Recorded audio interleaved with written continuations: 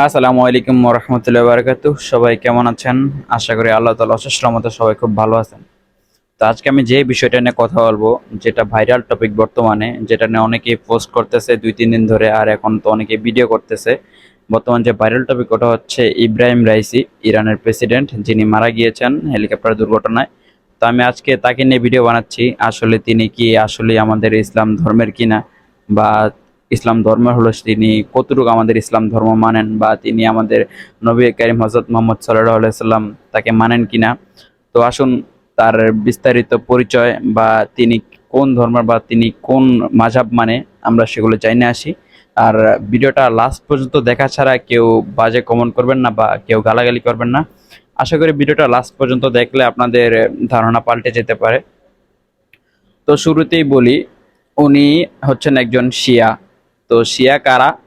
শিয়া হচ্ছে তারা যারা আমাদের প্রিয় নবী হযরত মুহাম্মদ সাল্লাল্লাহু আলাইহি সাল্লামকে মানে না, আমাদের লা ইলাহা ইল্লাল্লাহু মুহাম্মাদুর রাসূলুল্লাহ এটা তারা মানে না। তারা মানে আলী রাদিয়াল্লাহু তাআলা আনহুকে। আলী রাদিয়াল্লাহু তাআলা আনহুকে তো আমরাও মানি, কিন্তু তারা আমাদের প্রিয় নবী হযরত মুহাম্মদ সাল্লাল্লাহু আলাইহি সাল্লামকে মানে না। দ্বিতীয়ত হচ্ছে তারা আয়েশা রাদিয়াল্লাহু তাআলা আনহু, তারপরে আমাদের নবী করিম হযরত মুহাম্মদ সাল্লাল্লাহু আলাইহি ওয়াসাল্লামের সাহাবীদেরকে গালি দিতে তারা স্বাচ্ছন্দ্য বোধ করে। তারা মনে করে এটা খুব ভালো কাজ করতেছে তারা। তারপরে তারা মাজারে সিজদা করে। আল্লাহ তাআলার সামনে ব্যতীত অন্য কারো সামনে সিজদা করা বা তার সামনে মাথা নত করা, এটা হচ্ছে শিরিক। আর এটা ছোটখাটো কোনো শিরিক না, এটা হচ্ছে বড় শিরিক।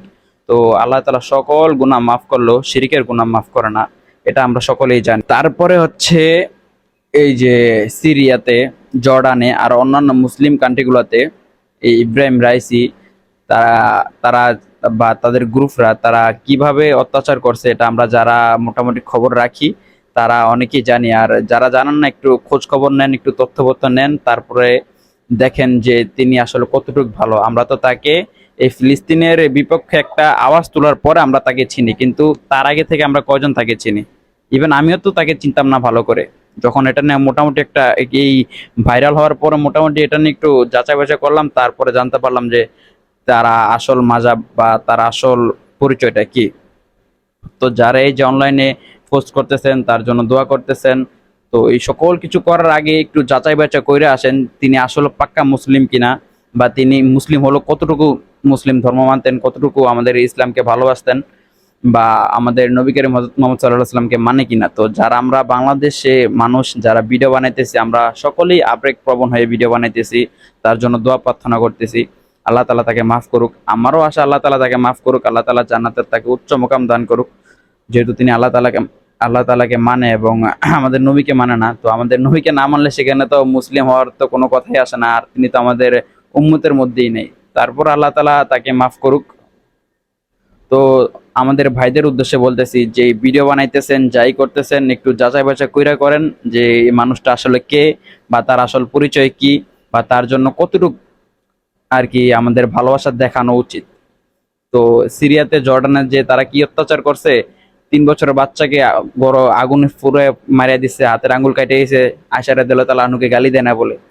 তো তাদেরকে কতটুকু ভালোবাসা বা কতটুকু ভালোবাসা দেওয়া উচিত এটা আপনারাই ভালো জানেন। তারপরও আপনারা যাচাই বাছাই করেন, আর যাচাই বাছাই করে আসার পরে আমার এই ভিডিওর কমেন্ট বক্সে কমেন্ট করেন। আর আমি কতটুকু সত্য বলছি বা কতটুকু মিথ্যা বলছি, এটা যারা এই ম্যাটার নিয়ে খোঁজ খবর রাখেন বা খোঁজ খবর আর কি একটু যাচাই বাছাই করেন, তারাই ভালো মতো জানবেন। আমি এই বিষয় নিয়ে অতটা একটা কথা বলতে চাই না, কারণ ইসলামিক এই বিষয় হচ্ছে বর্তমান বিতর্ক। আর আমি এই বিতর্কের মধ্যে জড়াইতেও চাই না, আর এই বিষয়ে আমার নলেজও খুবই কম। তো তার কারণে আমি এই বিষয় নিয়ে বেশি কথা বলতে চাই না। আর আমার যতটুক সামর্থ্য কথা বলার, বা যতটুকু আমি জানি বা যতটুকু বুঝি অতটুকুই কথা বলার চেষ্টা করি।